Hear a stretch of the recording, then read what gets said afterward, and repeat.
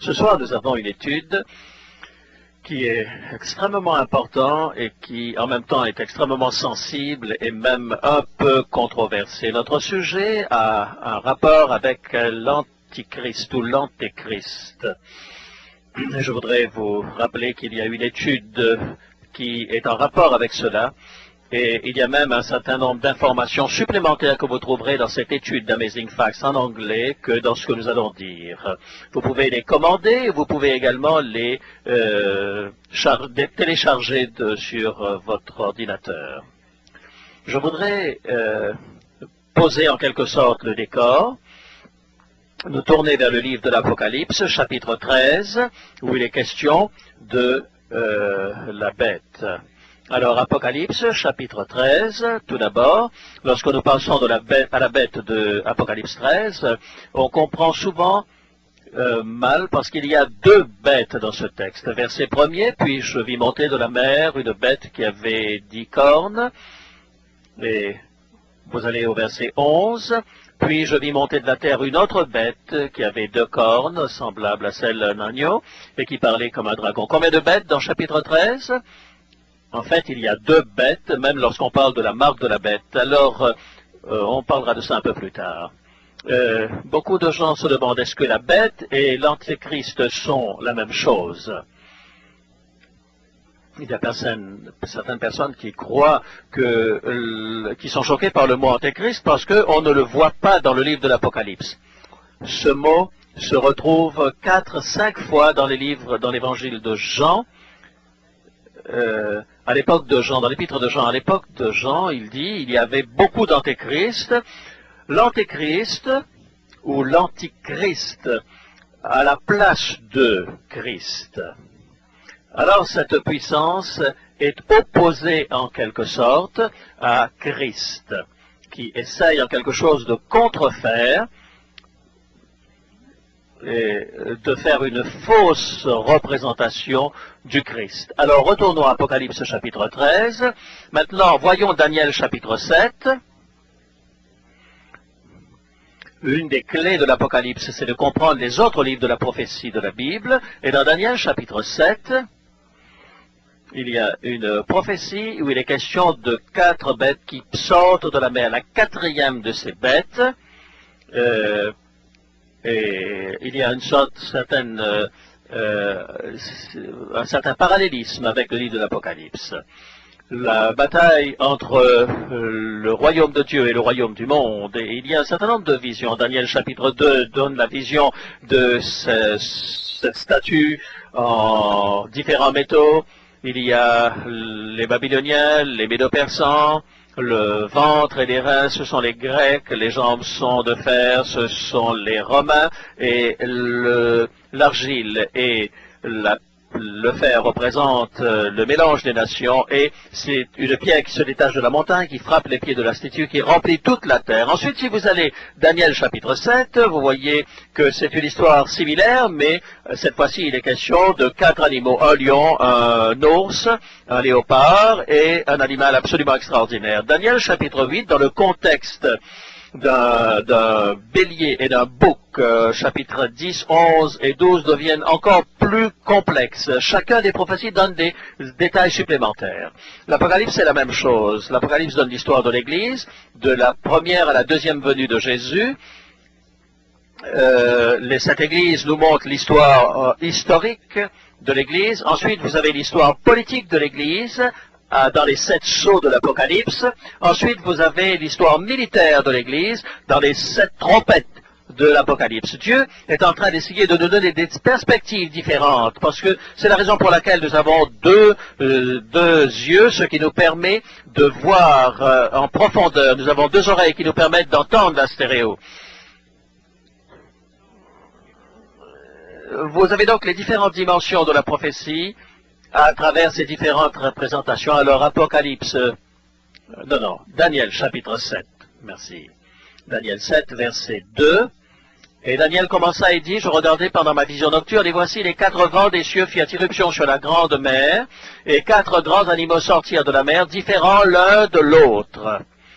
Le premier était semblable à quoi? À un lion. Et il avait des ailes d'aigle. Je regardai jusqu'au moment où les ailes furent arrachées. Il fut enlevé de la terre, mis debout sur ses pieds comme un homme, et un cœur d'homme lui fut donné.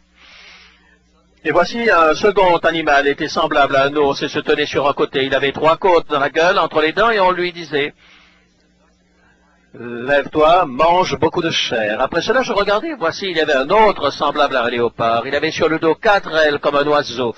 Cet animal avait 4 têtes, et la domination lui fut donnée. Et après cela, je regardais, via la puissance de l'Antéchrist, un animal terrible, épouvantable et extraordinairement fort. Il avait des dents de fer, il mangeait, il brisait, il foulait aux pieds ceux qui restaient, et il était différent de tous les animaux précédents, et il avait 10 cornes. Comme la statue de Daniel 2 avait 10 orteils. Je considérais les cornes, et voici une autre petite corne sortie du milieu d'elle, et les 3 des premières cornes furent arrachées par cette corne, et voici, elle avait des yeux comme des yeux d'homme, et une bouche qui parlait avec arrogance. Je vais descendre maintenant. Daniel parle à l'ange, il veut savoir de quoi est-ce qu'il s'agit. Il avait en particulier le souci de comprendre le 4e animal. Et le verset 19, ensuite je désirais savoir la vérité sur le 4e animal, qui était différent de tous les autres. Et au verset 23, il me parla, le 4e animal est un 4e royaume qui existera sur la terre, différent de tous les royaumes, il dévorera toute la terre et la foulera et la brisera. Les 10 cornes que tu as vues sont 10 rois qui s'élèveront de ce royaume, un autre s'élèvera après eux, il sera différent des premiers, et il abaissera 3 rois. Il prononcera des paroles contre le Très-Haut, il espérera changer les temps et la loi, et les saints seront livrés entre ses mains. Il espérera changer les temps et la loi, et les saints seront livrés entre ses mains pendant 1 temps, des temps et la moitié d'un temps. 42 mois, 3 ans et demi. Un temps, c'est un cycle complet des saisons. Des temps, c'est 2. 360 jours dans un calendrier juif. 342 mois. Tout cela indique la même période que vous retrouvez dans le livre de l'Apocalypse. Puis viendra le jugement et on lui ôtera sa domination. Avec cet arrière-plan, je voudrais maintenant aller à l'écran et nous allons faire des questions et réponses, beaucoup d'informations. Alors, éventuellement, si vous avez un élément à enregistrer, alors mettez-le sur grande vitesse parce que c'est ce que nous allons faire ce soir. On a beaucoup de choses à dire. Apocalypse chapitre 14, verset 9.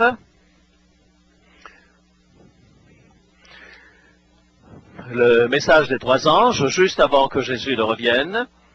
Un 3e le suivit en disant d'une voix forte, si quelqu'un adore la bête et son image et reçoit une marque sur son front ou sur sa main, il boira lui aussi du vin de la fureur de Dieu versé sans mélange dans la coupe de sa colère, et il sera tourmenté dans le feu et le soufre devant les saints anges et devant l'agneau, et la fumée de leur tourment monte au siècle des siècles, et ils seront de repos ni jour ni nuit ceux qui adorent la bête et son image, et quiconque reçoit la marque de son nom. Mes amis, je crois que ceci est quelque chose qui est triste, une vérité triste. C'est la malédiction la plus dure qui est prononcée contre ceux qui adorent la bête, l'Antéchrist et son image. Alors, est-ce que nous pouvons savoir qui c'est? Bien sûr, cela nous fait trembler. Est-ce que, par ignorance, si j'adorais cette puissance sans le savoir? Je voudrais maintenant vous donner un fait extraordinaire. Qui sont ceux d'entre vous qui ont entendu parler du cirque de Barnum? Et c'était vraiment un caractère absolument extraordinaire. Il y a un musée de lui à New York. Vous avez entendu parler de Tom Tom. En fait, c'est lui qui a donné ce nom de Tom Tom qui venait de la jungle. Il prétendait qu'elle avait 161 ans et qu'elle était la grand-mère de Washington, la bonne de Washington, lorsqu'il était enfant, et des gens faisaient de la file pour pouvoir voir cela. Alors il a pris le corps d'un poisson, il a parlé que c'était un musée, il avait un bâtiment qui était plein de tas de choses, il mettait les choses vraies avec des choses fausses, les gens payaient énormément d'argent pour venir voir ce que Barnum présentait. Alors, par exemple, ils ont voulu tromper les gens. Et ils ont pris un artiste, ça ce sont des gens qui l'ont fait, c'est pas Barnum, et ils ont fait une espèce de géant qui ressemblait à un homme mort, ils l'ont en quelque sorte momifié, ils l'ont enterré dans une ferme, et ensuite ils ont laissé l'herbe pousser dessus pendant quelques années, ils ont fait tout ça de manière secrète, ensuite ils ont demandé à quelqu'un de creuser un trou juste à cet endroit-là. Bien sûr, ils ont découvert cela, et très rapidement, tous les gens sont venus pour voir ce géant de Cardiff. Et on a entendu, Barnum a demandé 60 000 $ pour acheter cela. Non. Alors quelqu'un s'est dit, mais non, je ne vais pas payer. Barnum s'est dit, je vais pas payer cet argent-là, 60 000 $. Alors il en a fabriqué un. Et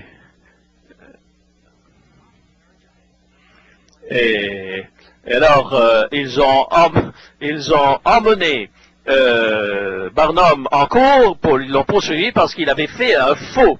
Et alors le juge a dit, mais écoutez, vous ne pouvez pas condamner quelqu'un d'avoir fait un faux d'un autre faux.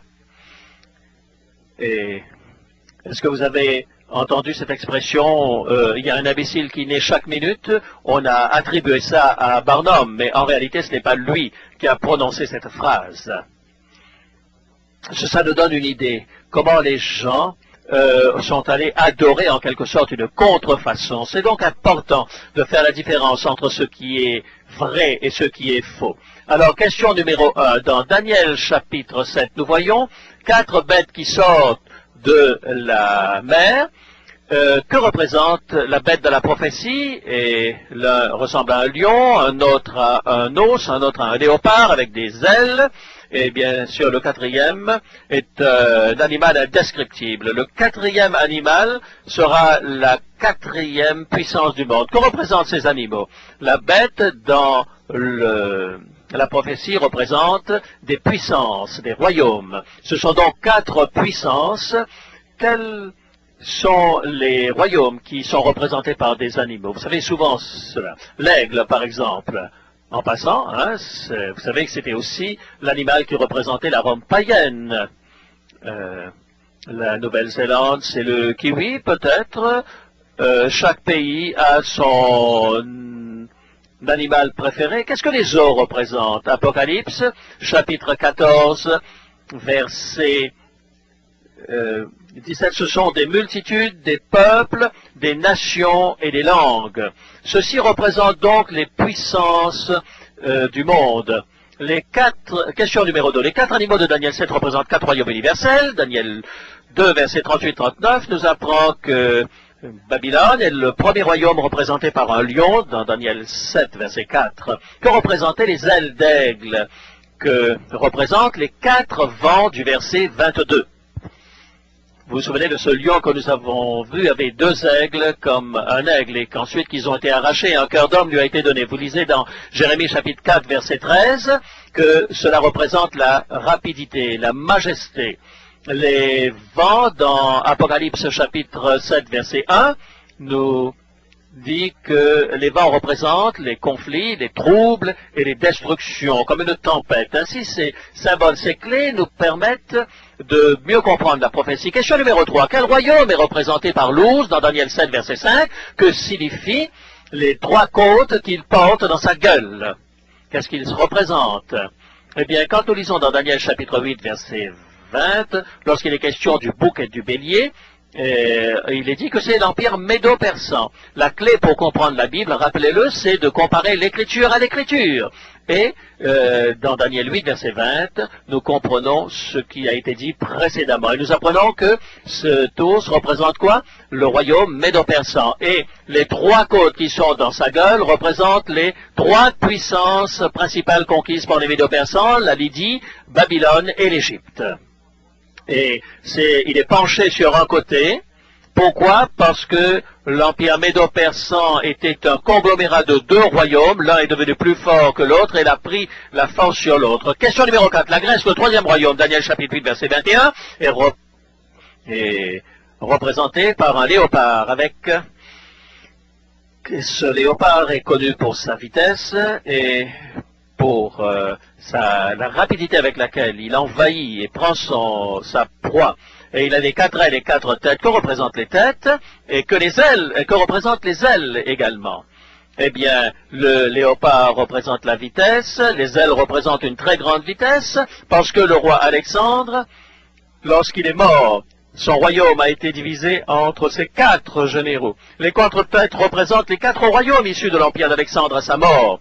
Les 4 généraux étaient à la tête de ces provinces et étaient Cassandre, Lysimaque, Ptolémée et Séleucus. Ainsi, c'étaient les 4 divisions de l'empire d'Alexandre. Et toutes les choses se sont passées exactement comme la prophétie l'a annoncé. Ce n'est-ce pas extraordinaire? Et Daniel, lorsqu'il a fait sa prophétie, ce n'était que des tribus. Qui allaient penser qu'un jour ils allaient dominer sur le monde? Sans vouloir offender quoi que ce soit, si je vous devais dire aujourd'hui qu'un jour l'Uruguay deviendrait la première puissance du monde. Ah, je ne voudrais pas offenser mes amis uruguayens, mais qui d'entre vous parierait sur ce que j'annoncerai? Eh bien, c'est un petit peu ce que Daniel faisait lorsqu'il disait, eh bien, l'empire grec un jour dominera le monde entier. Et c'est ce qui nous montre un petit peu, cette image nous montre l'immensité du royaume d'Alexandre. Numéro 5, l'empire romain, le 4e empire universel, est représenté par un horrible monstre avec des dents de fer et 10 cornes. Je vais m'arrêter ici un instant. Vous savez, le fer représente Rome dans Daniel chapitre 2. Alors, c'est une des clés que nous avons ici. Qu'est-ce que les cornes représentaient? Et qu'est-ce que ces cornes vont faire? Eh bien, nous lisons encore une fois dans Daniel chapitre 8, verset 20, lorsqu'il est question du bélier, il est dit, le bélier que tu as vu et qui avait des cornes, ce sont des rois des Mèdes et des Perses. Ainsi, cette bête, ce 4e animal qui avait 10 cornes, qu'est-ce que cela signifie? Eh bien, cela signifie 10 royaumes. Si vous connaissez l'histoire de base élémentaire à l'école, vous allez vous souvenir que lorsque l'Empire romain a commencé à s'effritrer, il a été divisé en 10 nations, les nations européennes d'aujourd'hui. Et ils ont des noms anciens sur cette carte, mais n'oubliez pas que là, dans l'Afrique du Nord, vous avez les Vandales, vous avez les Hérules en Italie, et les Visigoths, les Suèves, le Portugal, les Lombards en Italie, les Visigoths en Espagne, les Anglo-Saxons en Angleterre, les Vandales, les Allemands, les Anglo-Saxons, et bien sûr vous avez les Vandales, les Hérules et les Ostrogoths qui ont été détruits. Imaginez, lorsque cette corne va venir, elle va arracher 3 cornes. Alors, retenez bien cela. Maintenant, nous allons voir quelques parallèles que nous allons découvrir entre l'Apocalypse et Daniel. Daniel chapitre 7 et Apocalypse chapitre 13. Cet animal qui représente l'Antéchrist. Vous avez remarqué que lorsque vous lisez dans Daniel chapitre 7, vous avez Babylone qui est un lion, vous avez les Médo-Persans qui sont un ours, et puis vous avez la Grèce qui est un léopard, et ensuite Rome qui est représentée par un monstre. Maintenant, regardez dans Apocalypse chapitre 13, et vous allez voir que l'eau représente une multitude de nations. Il s'est présenté sur la mer, ayant 7 têtes et combien de cornes? 10 cornes. Eh bien, nous voyons un parallèle ici avec le livre de Daniel. Et sur ses têtes, 10 cornes, c'est sur ses cornes, 10 diadèmes. Et il a prononcé des blasphèmes. Et des noms de blasphème sur sa tête. Et la bête que je vis était semblable à un léopard. Est-ce que nous avons vu un léopard dans Daniel? Ses pieds étaient comme ceux d'un ours, et sa bouche, sa gueule comme une gueule de lion, et le dragon lui donna sa puissance et son trône et une grande autorité. Daniel, voyant le futur, parle de lion, d'ours, de léopard et d'une bête extraordinaire. Maintenant l'Apocalypse dit, une bête 10 cornes, léopard, ours et lion. Exactement l'inverse. Pourquoi? Parce que maintenant, lorsque Jean a sa vision dans l'Apocalypse, qui conduit le monde? C'est Rome. Il est en train de regarder en arrière maintenant. Daniel regardait vers le futur, lui a regardé vers l'arrière pour reparler de ces 4 royaumes qui ont existé jusqu'à l'époque de Jean. Et c'est en parfaite harmonie ici. Et la parallèle que vous voyez entre Daniel 7 et Apocalypse 13, vous remarquerez que vous avez un lion, un léopard, Et il y a une comparaison entre les deux, les 10 cornes, la bouche, guerre sur les seins, il va les battre, il va régner 3 ans et demi et 42 mois dans le texte de l'Apocalypse. 42 mois, 3 ans et demi ou 1260 jours. C'est dans le nombre prophétique. Question numéro 6. Est-ce que je vais trop vite? Alors, on est toujours ensemble. Dans Daniel chapitre 7, dans cette prophétie, quels événements se sont produits ensuite? Il est dit, je considérais les cornes, et voici une petite corne sortie du milieu d'elle. Et 3 des premières cornes furent arrachées devant cette corne. Arrachées. Et voici, elle avait des yeux comme des yeux d'homme et une bouche qui parlait avec arrogance. Nous allons maintenant identifier pour vous qui est cette bête dans Apocalypse 13 et qui est la puissance de l'Antichrist. Question numéro 7. Existe-t-il des éléments limpides pour nous aider à identifier l'Antichrist? Laissez-nous voir ensemble les détails que nous avons dans Apocalypse 13 et dans Daniel chapitre 7, et mettons-les ensemble, et puis nous allons nous demander, mais qui est donc cette puissance de l'Antichrist? Comparer l'Écriture avec l'Écriture. Alors, ne vous confondez ça avec les questions bibliques. Ici, je vais vous donner des lettres. Alors, la première lettre, A, la petite corne au royaume sorti du milieu d'elle. Les 10 cornes qui étaient les royaumes de l'Europe occidentale. Daniel 7, verset 8. Ainsi, il doit s'agir d'un petit royaume quelque part en Europe occidentale. B, il y avait à sa tête un homme qui s'exprimait en son nom. Daniel 7, verset 8. C, il allait arracher ou déraciner 3 royaumes. Daniel 7, verset 8. Nous sommes ensemble. D, il serait différent des autres 10 royaumes. Daniel 7, verset 24. Nous allons voir ce que c'est. E, il ferait la guerre et l'emporterait sur les saints. Daniel 7, verset 21-25. F, il émergerait de l'empire romain païen, le 4e empire universel. Daniel 7, 7 et 8. G, le peuple, les saints, seraient livrés entre ses mains pendant un temps, des temps et la moitié d'un temps. Daniel 7, verset 25. H, il prononcerait des paroles contre ou blasphémerait Dieu. Daniel 7, verset 25.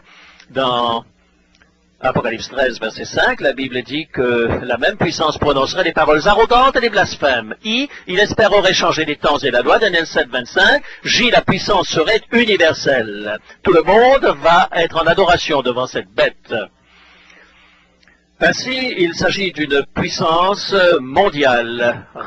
Alors, nous allons refaire le tour. Alors, il sort parmi les cornes. Deuxièmement, il a un homme à sa tête. Il va arracher 3 royaumes. Il sera différent des autres. Il fera la guerre et l'emporterait contre les saints. Il va essayer de changer les temps et la loi. Il va prononcer des paroles contre le Très-Haut. Sa puissance sera universelle. Question donc, qui est la petite corne de Daniel 7 et la première bête d'Apocalypse 13? Allez, revenez mardi soir. Non, je vais vous le dire ce soir. Supposons, je voudrais vous dire, il y a quelqu'un dans cette audience ce soir qui était quelqu'un qui annonçait qui était avec la mafia et qui maintenant est dans un service de sécurité. Est-ce que vous pouvez savoir qui est cette personne? Vous ne pouvez pas le savoir. Quelles seraient vos chances de tomber juste? Peut-être, vous ne seriez pas très très sûr, n'est-ce pas? Mais si je vous donne maintenant des indices, si je vous dis que cette personne, pour l'identifier, c'est un risque. Alors, il porte un vêtement gris. Allez, on va essayer maintenant de mettre les caméras sur les gens dans la salle pour voir qui est habillé en gris. Ensuite, c'est un homme. Moins de 50 ans. Il a une chemise blanche.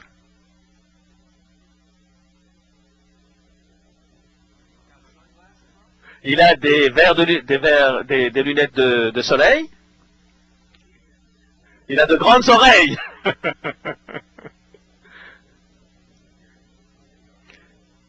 Sa tête ressemble au casque de Doug Bachelor. Vous savez qui c'est?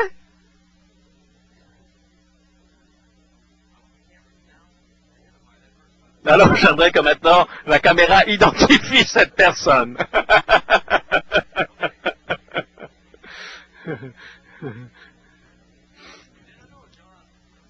Oh, tu savais pas, vous ne savez pas que John était de la mafia et que maintenant il est dans un programme de protection.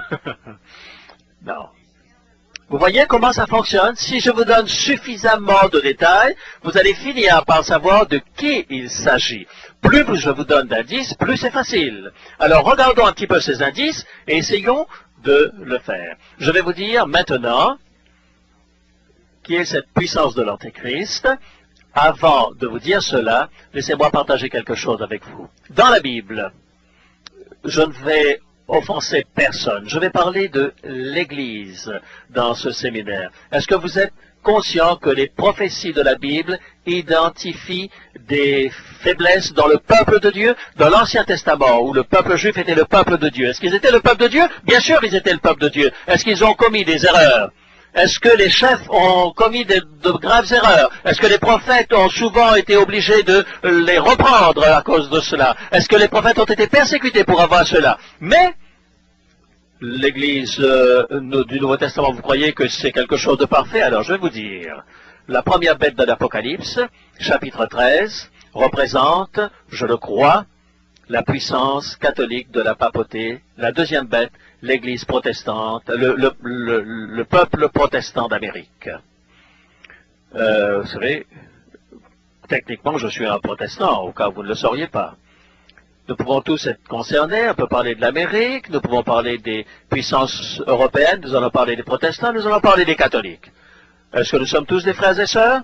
Je ne veux faire de mal à qui que ce soit aujourd'hui, mais si nous voulons savoir ce que la Bible dit, ce que la prophétie nous dit, alors à ce moment, il faut que nous soyons clairs. Nous allons parler de certains des échecs qui se sont produits en Europe, et un autre soir, nous allons parler de ce qui s'est passé dans l'Église protestante. Et si tout le monde va être bien équilibré, tout le monde va s'être concerné, que ce soit américain, que vous soyez étranger, le monde entier sera concerné. Je voudrais que vous compreniez, je ne suis pas en train d'essayer de critiquer quelque individu que ce soit dans leur culte, mais je crois que cette première puissance, quand vous dites la bête, cela ne signifie pas un monstre.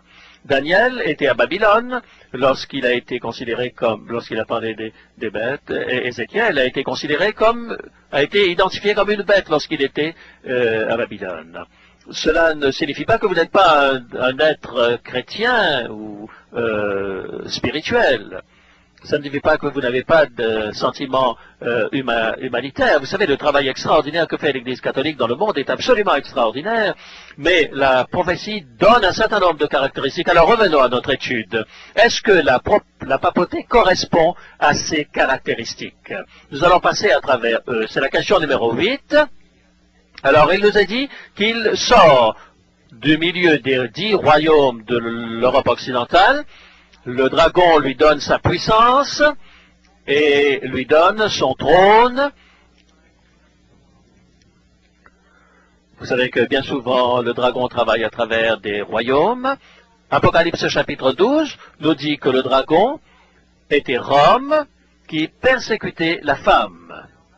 Maintenant, cela signifie que l'empire païen romain allait donner son siège, son trône à cette puissance et sa grande autorité. Un petit peu d'histoire, rapidement. L'Église chrétienne, lorsque l'Église a démarré, était appelée une Église qui était illicite. Graduellement, cela a changé. Avec la conversion de Constantin, le christianisme a été légalisé, mais l'ennemi a pu faire plus de mal à l'Église en légalisant l'Église. Par exemple, Constantin a parlé à son armée de traverser le Tibre à Rome, et il a dit, ben vous êtes tous baptisés maintenant, vous êtes des chrétiens. Vous savez, les soldats, lorsqu'ils rentrent dans l'eau avec un pantalon sec, ils ressortent avec un pantalon mouillé, mais ils ne sont pas plus chrétiens pour autant. Pourtant, il a considéré que c'était leur baptême. Tout d'un coup, le christianisme qui était hors la loi devient maintenant la religion de l'État. Et ils n'ont pas abandonné tout de suite un certain nombre d'habitudes païennes. Vous savez, j'aime beaucoup les catholiques, j'ai été dans 2 écoles catholiques, j'ai énormément d'amis catholiques. Vous savez, dans l'Empire romain, il y avait des quantités de dieux, il y avait le dieu Jupiter, Vénus, Mercure, etc. Et qu'est-ce que nous allons faire de ces dieux-là, se sont-ils dit. Alors, ben, écoutez, on va leur donner des noms chrétiens. Et c'est exactement ce que l'on a fait, on les a appelés Pierre, Jacques, Jean et Marie. Et on en a fait des statues, on a juste changé les noms des statues. Dans l'Afrique du Nord, eh bien, jusque romain, eh bien, on va, vous savez, les Vandales, par exemple, enlever les mains, enlever les têtes de ces statues, et les chrétiens de Rome disaient, nous ne prions pas à ces statues-là, simplement nous essayons de visualiser ces saints-là. Même un bouddhiste, lorsqu'il prie devant Bouddha, sait que ce n'est pas Bouddha. L'idolâtrie commençait à rentrer dans l'église de cette manière. Et vous savez, les Vandales, qui a donné le mot vandalisme. Pourquoi? Parce qu'ils avaient l'habitude de détruire les statues, parce qu'ils n'étaient pas d'accord avec cette approche-là. Ils cassaient leurs mains, cassaient leurs têtes, etc. Vous avez vu de ces statues dans les musées où il manquait des têtes. Eh bien, beaucoup d'entre eux ont été détruits par les Vandales.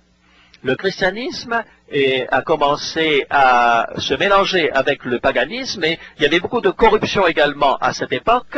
Et regardons un petit peu l'histoire et le transfert de la résidence de l'empereur à Constantinople fut un coup malheureux asséné au prestige de Rome. Et à ce moment-là, il aurait été facile de prédire son déclin rapide. Mais le développement de l'Église et l'autorité croissante de l'évêque de Rome, le pape, lui donna une nouvelle vie. Et fidèle, la capitale à nouveau, cette fois, la capitale religieuse du monde civilisé. Tandis que l'Empire romain païen commençait à s'écrouler, l'Église devenait de plus en plus forte.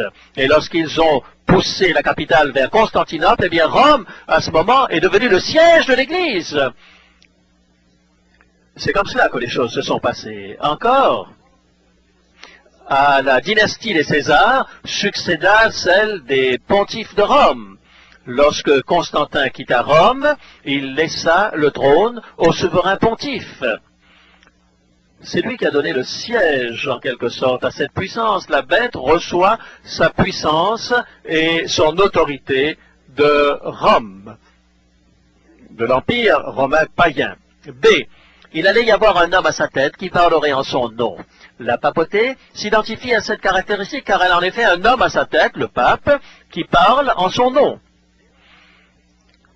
Il n'y a pas un concile, il y a le pape qui est celui qui a toute autorité et le pouvoir a été donné au-dessus de toute langue, tout peuple et toute tribu.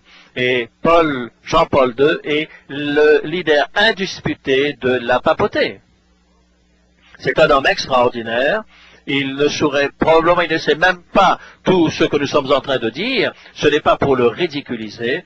Je pourrais dire des choses absolument agréables sur cet homme absolument extraordinaire qu'est le pape Jean-Paul II. Il allait arracher ou déraciner 3 royaumes. À l'époque des apôtres, certaines personnes disent que Pierre était le pape. Qui c'est qui a conduit le concile de Jérusalem? Eh bien, c'est pas Pierre, c'était Jacques. Un concile, ils ont prié, ils ont tiré au sort, c'est comme ça qu'ils faisaient au temps de la Bible. Eh bien, ces 3 royaumes qui ont été arrachés, c'était les Ariens qui n'ont pas apporté leur soutien à la papauté. Et les Vandales, les Hérules et les Ostrogoths furent renversés entre 493 et 538. Et l'empereur a donné une armée. César a quitté la ville et il a laissé à l'évêque, que l'on appelait maintenant le Saint-Père ou le Pape, il a demandé aux hérétiques de forcer les hérétiques à se soumettre à la foi. Et tout d'un coup, ça devenait une puissance politique et religieuse. Vous savez, c'est dans les livres d'histoire, hein. Je suis simplement en train de résumer tout pour vous ce soir. Il a donc arraché 3 royaumes, ces 3 autres royaumes de l'Empire romain qui ont été détournés, Vandales, Hérules et Ostrogoths, renversés entre 493 et 538. Il serait différent des autres royaumes, c'est le point 4, le point D. La papauté est arrivée sur la scène mondiale en tant que puissance religieuse et était totalement différente des 10 autres royaumes séculiers. Daniel chapitre 2, l'or, l'argent, les reins et le fer, et c'est le symbole de ce mélange qui va se passer entre la religion et la politique dans les pieds de la statue. Et c'est ce qui va se passer dans l'Église. Ce sera le mélange du christianisme et de la politique. Mes amis, il y a tout cela a été annoncé dans la Bible. Je ne veux pas offenser mes camarades catholiques. Lorsque je leur parle de cela, ils le reconnaissent et ils savent que c'est quelque chose de vrai. Et vous pouvez, n'importe qui d'entre vous, demander à votre prêtre si c'est historique ce que je dis et vous en rendrez compte. Le Vatican est un pays, un État indépendant. Vous savez, c'est extraordinaire. C'est pas plus grand qu'un terrain de golf.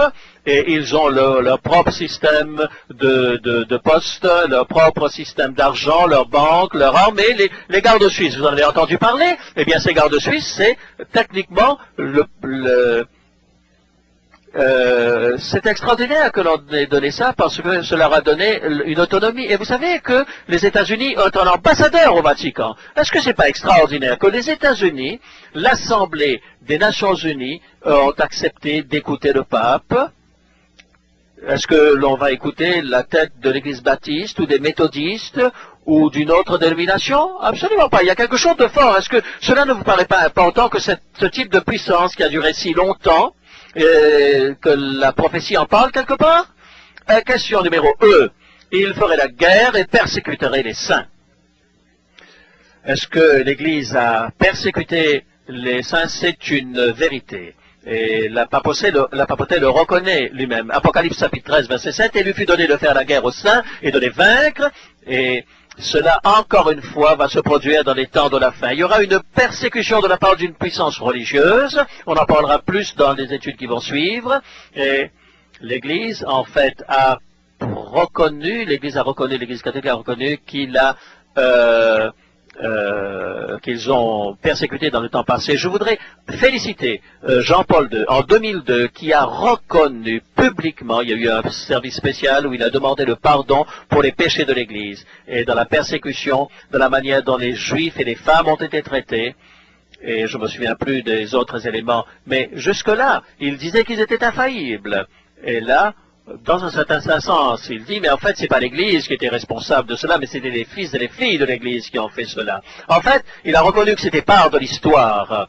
Vous savez, Pasteur Doug, en fait, peut-être est en train de croire que je vous raconte des bobards. Allez, prenez une encyclopédie et vous allez voir. Certains pensent qu'il y a eu entre 50 et 60 millions de chrétiens hérétiques, de juifs et d'autres qui ont été tués par l'Église. Et c'est dans les livres d'histoire. Je me souviens avoir lu cela lorsque j'allais à l'école.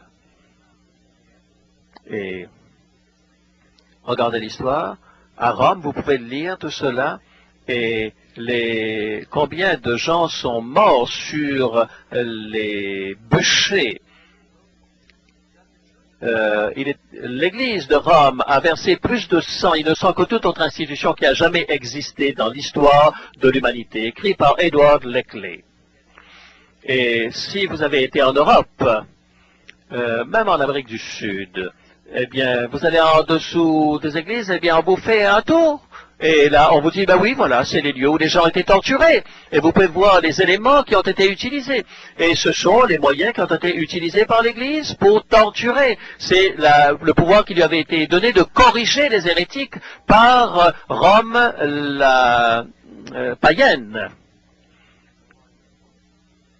On ne va pas parler longtemps de cela parce que c'est quelque chose d'absolument horrible. Allez dans n'importe quelle bibliothèque, librairie chrétienne. Combien d'entre vous ont entendu parler de ce livre? Et vous auriez intérêt à manger quelques crackers avant de lire ce livre. Ce livre est absolument extraordinaire lorsqu'il montre comment l'Église a persécuté lorsqu'il y avait la corruption dans la responsabilité, chez les responsables de l'Église, il y avait d'un autre côté des missionnaires qui étaient des gens absolument extraordinaires, qui sont allés pour guérir, pour soigner, pour annoncer l'Évangile. En même temps qu'il y avait du mal dans l'Église, il y avait du bon aussi en même temps. Est-ce que c'est clair dans l'esprit de tout le monde? Il ne faut pas faire de cette institution un monstre. Question F, il allait à faire son apparition à partir du 4e empire, nous savons que c'est l'empire romain, le Babylone, les Perses, les Grecs et les Romains. Et Pasteur Doug va demander quelqu'un, pourquoi, dans ses visions de Daniel et de l'Apocalypse, il n'est pas question des Chinois, de l'Empire de l'Inde, les Aztèques, tous ces grands empires qui ont existé dans le monde. C'est vrai, c'était des grands empires, mais ces prophéties concernent uniquement des puissances qui ont eu une puissance ou une influence sur le peuple de Dieu. Babylone a contrôlé Israël, les Mèdes et les Perses également, les Grecs également, et les Roms également, les Romains également ont contrôlé le peuple de Dieu Israël. C'était ceux qui avaient une influence directe sur le peuple de Dieu. Aujourd'hui, eh bien, le peuple de Dieu est spirituel est dans le monde entier, ainsi dans ces jours derniers, ces puissances sont sur la terre tout entière. Et les eaux que tu as vues sont les peuples, les multitudes, les nations et les langues. Apocalypse chapitre 17 verset 15. En d'autres mots, cette puissance de l'Antéchrist ne va pas sortir comme une nouvelle puissance, mais il va sortir du milieu du monde, du centre du monde à cette époque. Quel était le centre de la population du monde au moment où Jean a eu sa vision? Mais bien sûr que c'était Rome. Et c'est pour cela que Pierre et Paul sont allés à Rome.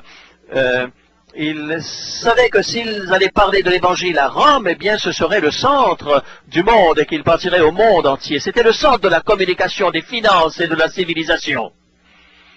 C'est pourquoi on appelle cela l'Église catholique romaine. Question G.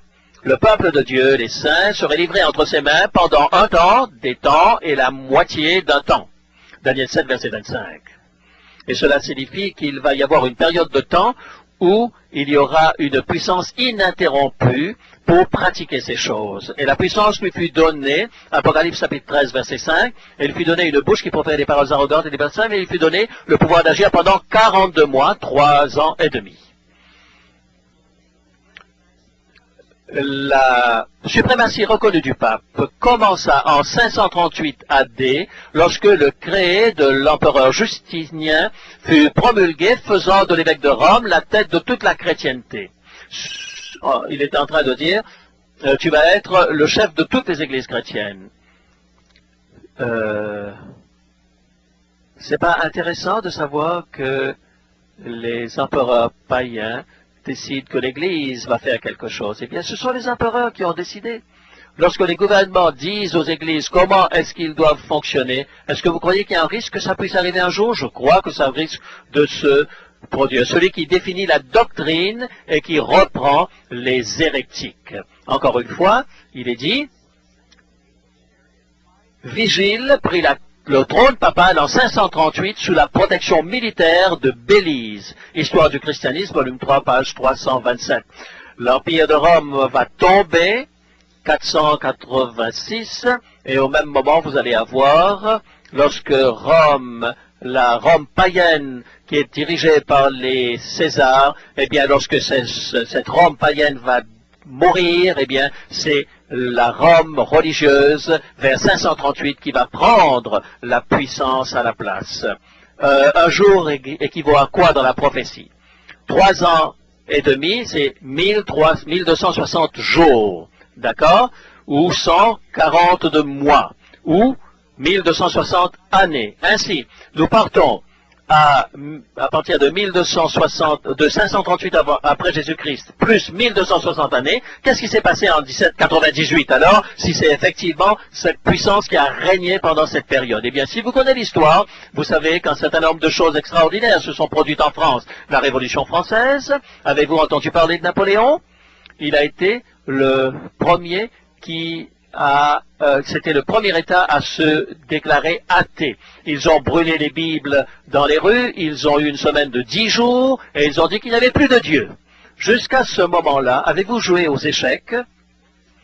Quelles sont les pièces qui sont à droite et à gauche du roi? Pourquoi? Parce que ce sont des évêques. Pourquoi? Parce que dans chaque monarchie, dans chaque cour, lorsqu'il y avait un roi ou un monarque, eh bien, il y avait toujours un évêque à côté qui les conseillait. Et si le pape disait aux gens de l'Empire, votre roi est excommuniqué et vous n'irez pas au ciel, eh bien, il renversait le roi. Alors, bien sûr que un roi, d'ailleurs, parmi ces rois est resté pendant plusieurs jours à battre la semelle dans la neige pour être reçu par le roi. Napoléon n'a pas eu peur de cela. Eh bien, qu'est-ce qu'il a fait, Napoléon? Eh bien, il a voulu couper la puissance de l'empire religieuse, il a cherché des excuses pour pouvoir emmener le pape en 1789, en 1798, en captivité. En 1798, le général Berthier fit son entrée dans Rome, abolit le gouvernement papal et établit un gouvernement séculier. C'est dans l'encyclopédie américaine. Le pape a été emmené en captivité et ils ont perdu leur puissance pendant un temps. Mais la prophétie nous dit que cette blessure allait être guérie. H nous dit, il prononcerait des paroles arrogantes et des blasphèmes contre le Très-Haut. Je ne voudrais ridiculiser les croyances de qui que ce soit, mais je m'appuie sur ce que la Bible dit et les croyances officielles de l'Église, je respecte cela. Quelle est la définition de la Bible sur le blasphème?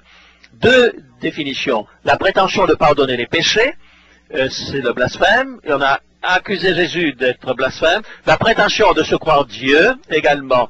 Dans Apocalypse 13, verset 6, il ouvrit sa bouche et il blasphéma contre Dieu et blasphéma son nom.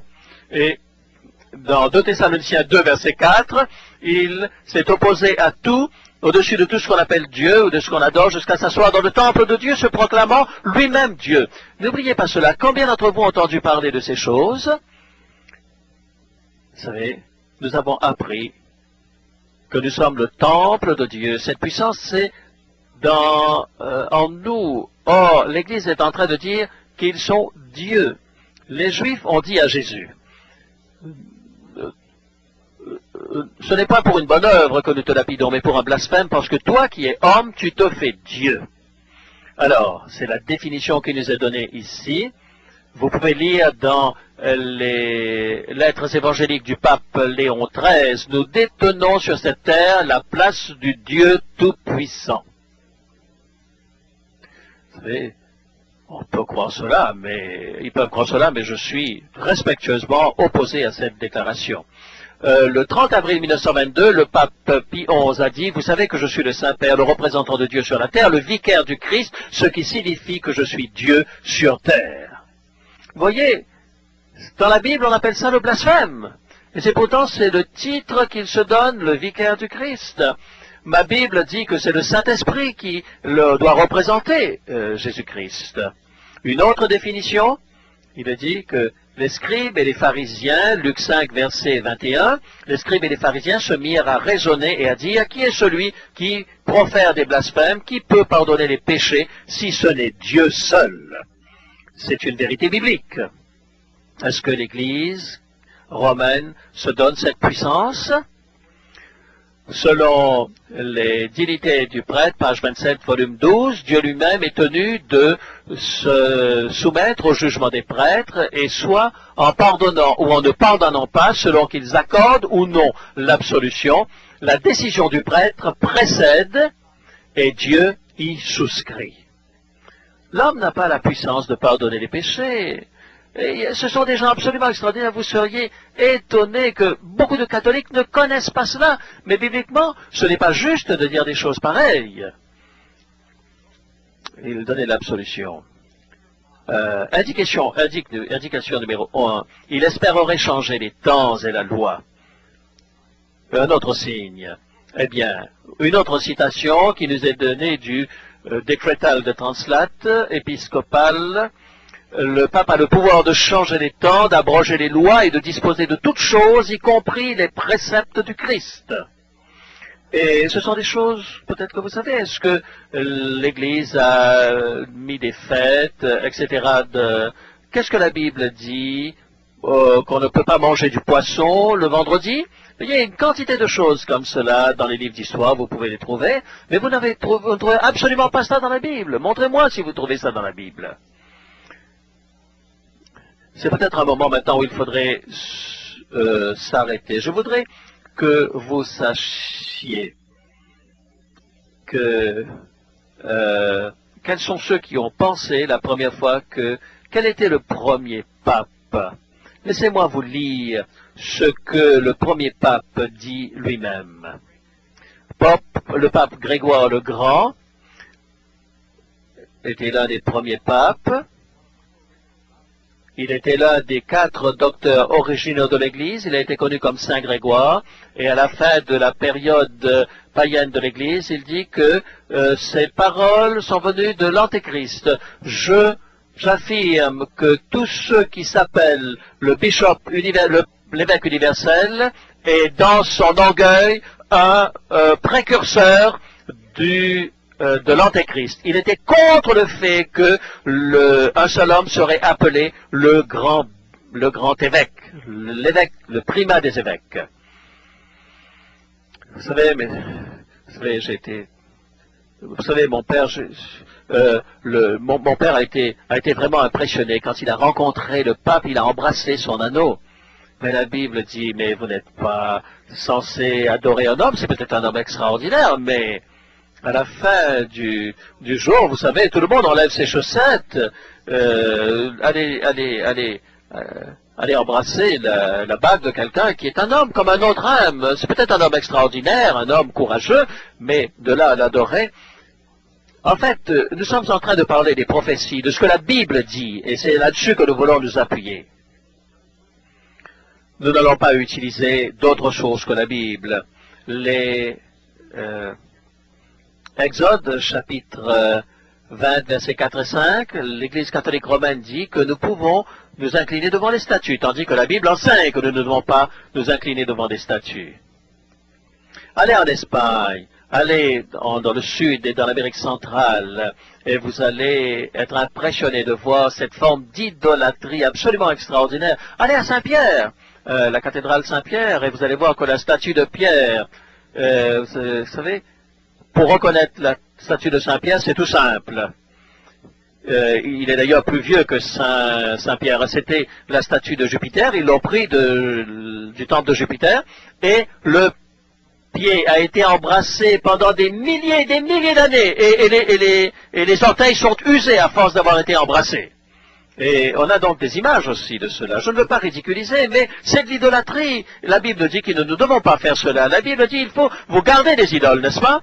À chaque fois que vous adorez une idole, cela enlève le concept que vous avez, diminue le concept que vous avez de Dieu. Est-ce que vous croyez qu'une petite image que vous avez dans votre voiture de Jésus va augmenter votre croyance en Jésus? La Bible enseigne que nous avons tous péché excepté Jésus. Or, l'Église catholique enseigne que Marie était sans péché. Même si c'était une femme sainte, cela ne signifiait pas qu'elle était sans péché. La Bible enseigne que Jésus est le seul médiateur entre l'homme et Dieu. 1 Timothée 2, verset 5. Or, il y a Romains 3, verset 13, Hébreux 4, verset 15. Jésus est le médiateur, et l'Église catholique dit que Marie est une co-médiatrice avec Jésus. En fait, il y a eu des discussions dans l'Église catholique en ce qui concerne le fait de faire de Marie une co-rédemptrice et une co-médiatrice. Cela signifie que maintenant vous avez non pas une trinité, mais une quadriété. La Bible enseigne que le Christ s'est offert en sacrifice une seule fois sur la croix, Hébreux 7, verset 27-28, 10, verset 10, l'Église catholique enseigne que le prêtre sacrifie le Christ sur l'autel à chaque messe. La Bible enseigne que tous les chrétiens sont des saints et des prêtres. Nous sommes un sacerdoce royal. 1 Pierre 2, verset 9 et Éphésiens 1, verset 1. L'Église catholique enseigne que les saints et les prêtres sont une caste spéciale dans la communauté chrétienne. La Bible enseigne que tous les chrétiens devraient savoir qu'ils ont la vie éternelle. 1 Jean 5, verset 13. L'Église romaine catholique enseigne que les chrétiens ne peuvent savoir qu'ils ont la vie éternelle. La Bible enseigne que nous ne devrions appeler personne Père sur la terre. Matthieu 23, verset 9. Vous appelez votre Père Père. Jésus est en train de parler des chefs religieux. L'Église catholique dit que nous pouvons appeler tous les prêtres et le pape Père. La Bible enseigne de ne pas prier en vain, de faire des répétitions. Matthieu 6, verset 7, c'est très clair. Et je sais que beaucoup de catholiques, lorsque vous allez à la confession, eh bien vous allez répéter tant de fois, 30 ans d'Ave et tant de pater. Ce n'est pas des prières. Dieu n'est pas sourd. Il n'y a pas de valeur en répétant quelque chose. Les prières, votre prière doit être le cri de votre cœur à Dieu. Et l'Église catholique romaine dit que vous pouvez faire ces prières. La Bible enseigne que vous devez confesser vos péchés à Dieu et à Dieu seul, qui peut vous pardonner, Isaïe 43, 25 et Luc 5, verset 24. L'Église catholique dit que vous pouvez confesser vos péchés à un prêtre pour le péché. L'enseignement du purgatoire, des limbes, des prières pour les morts, eh bien, aucune part dans les Écritures vous ne trouvez cela, si ce n'est que ce sont des reliques du paganisme. Et Jésus dit, vous exaltez la parole des hommes à la place de celle de Dieu, et vous faites de vos traditions, vous les mettez au-dessus de la parole de Dieu. Ce que nous voulons faire, et mon objectif, c'est de ramener les gens à la parole de Dieu. C'est quelque chose, c'est un système qui clairement est identifié dans la prophétie. Point G, ce sera une puissance mondiale. Le mot catholique signifie universel, n'est-ce pas? Apocalypse chapitre 13, verset 3, il est dit que tout le monde, toute la terre était dans l'admiration derrière la bête. C'est l'une des plus grandes puissances religieuses au monde avec 1 milliard de membres aujourd'hui. Et en partie de cela parce que on devient membre avant même que quelqu'un ait pu choisir, il est baptisé pour devenir membre. Je ne veux pas être irrespectueux, mais c'est pas comme ça qu'on devient chrétien. Question numéro 9. N'a-t-il pas été demandé à Daniel de sceller le livre jusqu'au temps de la fin? Dans les prophéties de Daniel, allait-elle être comprise et à quel moment?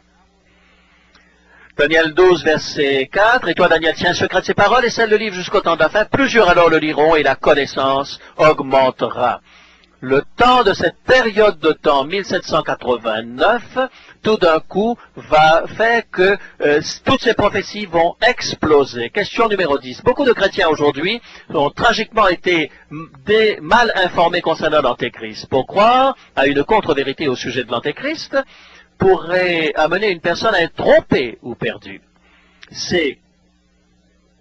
Vous comprenez ce que ce n'est pas l'homme dont je parle ici, c'est sa fonction.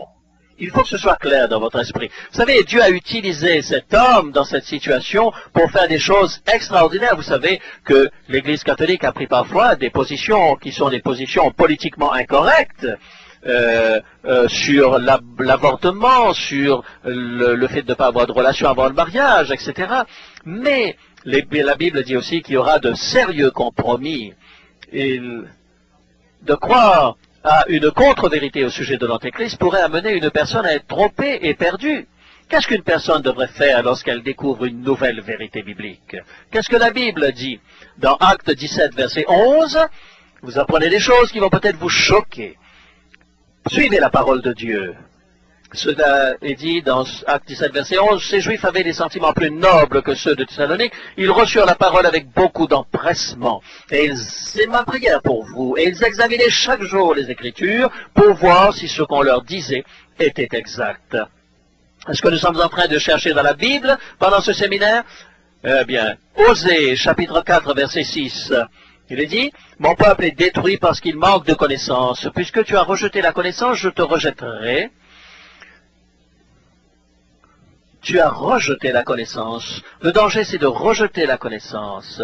Je vous en supplie, mes amis, si ce que je vous dis est dans la Bible, alors suivez cela. Quand Dieu ne change pas, au moins regardez honnêtement à ce que je dis. Il est dit, si je te rejetterai, tu seras dépouillé de mon sacerdoce, puisque tu as oublié la loi de ton Dieu, j'oublierai aussi tes enfants. Est-ce que nous voulons que Dieu oublie nos enfants? Il dit, souvenez-vous de ma loi. Mes amis, je n'aurai pas le temps d'aller à travers toutes les citations, mais juste pour renforcer ce que nous avons dit.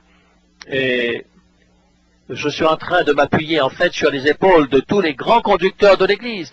Une citation de Martin Luther, voici ce qu'il a dit au sujet de l'Antéchrist. Luther a prouvé par les révélations de Daniel et de Saint Jean ce sont les deux livres que nous étudions ce soir, et par les épîtres de Paul et de Saint Pierre et de Saint Jude, que le règne de l'Antéchrist prédit et décrit dans la Bible était la papauté. Tous savent que c'est son parole. Jean Calvin, un autre grand enseignant, 1705. Certaines personnes pensent que nous sommes trop sévères et que nous censurons lorsque nous déclarons le pontife romain l'antéchrist. Mais ceux qui ont cette opinion ne tiennent pas compte qu'ils apportent le même jugement contre Paul lui-même, sur lequel nous calquons notre langage. Je montrerai brièvement que les paroles de Paul dans 2 Thessaloniciens 2 ne peuvent être comprises différemment que celles qui s'appliquent à la papauté. Je ne suis pas en train de vous enseigner quelque chose de nouveau. Thomas Cranmer, 1489-1556, un anglican. Jean Knox a tenté de contrecarrer cette tyrannie que le pape lui-même a pendant tant de temps exercée sur l'Église. Tout comme Luther, il finit par conclure que la papauté était l'antéchrist et le fils de la perdition. Je pourrais prouver la même chose par les autres textes de l'Écriture. Les auteurs anciens et des arguments solides. En fait, ces vérités ont été enterrées. C'est politiquement incorrect de dire. Parfois, la vérité, vous croyez, peut-elle choquer? Oui. Roger Williams, en Amérique du Nord, c'est le père de la liberté religieuse en Amérique du Nord. Qu'a-t-il dit? C'était un pasteur baptiste en même temps. Alors, si vous, les baptistes, vous avez oublié ce que les baptistes croyaient à ce sujet de ces prophéties, eh bien, je vais partager cela avec vous. Il dit ici, il a parlé du pape comme le prétendu vicaire du Christ sur la terre, qui s'assoit dans le temple de Dieu en se considérant, c'est dans la foi prophétique de nos pères de Fromm, et se considérant non seulement comme au-dessus de tout ce qu'on appelle Dieu, mais au-dessus des âmes et des consciences de tous ses vassaux, même au-dessus de Jésus-Christ, du Saint-Esprit, oui, de Dieu lui-même, parlant contre le Dieu du ciel et pensant pouvoir changer les temps et la loi, mais il est le fils de la perdition. Est-ce que le pasteur Doug est en train de dire quelque chose de nouveau? Ce sont ce que les responsables de toutes les grandes églises protestantes ont dit. Vous avez par exemple un congrégationaliste, les oracles de Dieu prédisant la montée de l'antéchrist dans l'église chrétienne et du pape de Rome. Vous croyez qu'on aurait pu les lire aujourd'hui? Cotton Mather? Tout. Eh bien, John Wesley, par exemple, pour les méthodistes, parlant de la papauté, il dit, il est dans le sens le plus emphatique l'homme du péché, puisqu'il fait passer le péché au-delà de toute mesure. Et il est proprement dépeint comme le fils de la perdition, car il a provoqué la mort d'une multitude innombrable. Aussi bien de ses opposants que de ses fidèles. Il se considère comme au-dessus de tout ce qu'on appelle Dieu ou de ce qui est adoré, les réclamant de la plus grande puissance et du plus grand honneur, se réclamant des prérogatives qui n'appartiennent qu'à Dieu. Je ne suis pas en train de vous apprendre quelque chose de nouveau aujourd'hui. Eh bien, tout cela, je ne vous ai donné que quelques éléments de la vérité. John Wesley, sur ses commentaires dans la Bible, et voici ce qu'il est dit. C'est l'Europe. Cette bête est la papauté romaine, comme il est venu au pouvoir voilà 600 ans, comme elle se maintiendra encore pour un certain temps, à cette puissance et à nulle autre puissance sur terre correspond l'ensemble de ce texte dans les moindres détails. Et il continue en disant, cette bête est une puissance spirituelle séculière qui s'oppose au royaume du Christ, une puissance non seulement spirituelle ou ecclésiastique, une puissance non seulement séculière ou politique, mais un mélange des deux.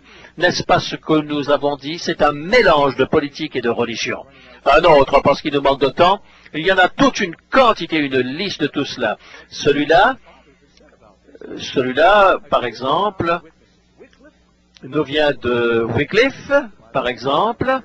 Tyndale, vous avez entendu de la Bible de Tyndale, Luther, Calvin, Cranmer, le XVIIe siècle, John Bunyan, les traducteurs de la version King James, et les hommes qui ont publié les confessions de la foi de Baptiste et de Westminster. Et Sir Isaac Newton, Whitefield, John Edward, et plus récemment Spurgeon, Bishop, Ryle et le Dr. Martin Lloyd Jones, ces hommes, parmi les plus nombreux autres, ont vu le siège de la papauté comme celui de l'Antéchrist. Alors, mes amis, Doug n'est pas en train de parler de lui-même. Ces hommes ont traduit la Bible, ces hommes qui ont fait des commentaires bibliques.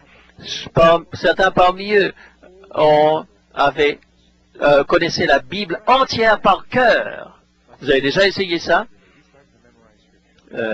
Mon fils m'a dit l'autre jour, et pour ces gens-là, il n'y avait aucune question dans leur esprit.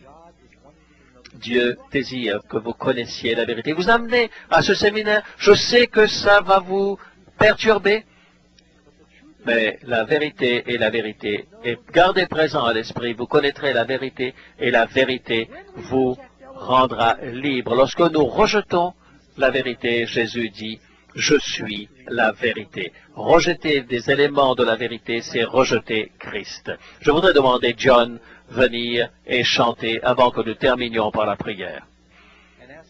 Et demandons au Seigneur de nous aider à pouvoir chercher et choisir la vérité ce soir.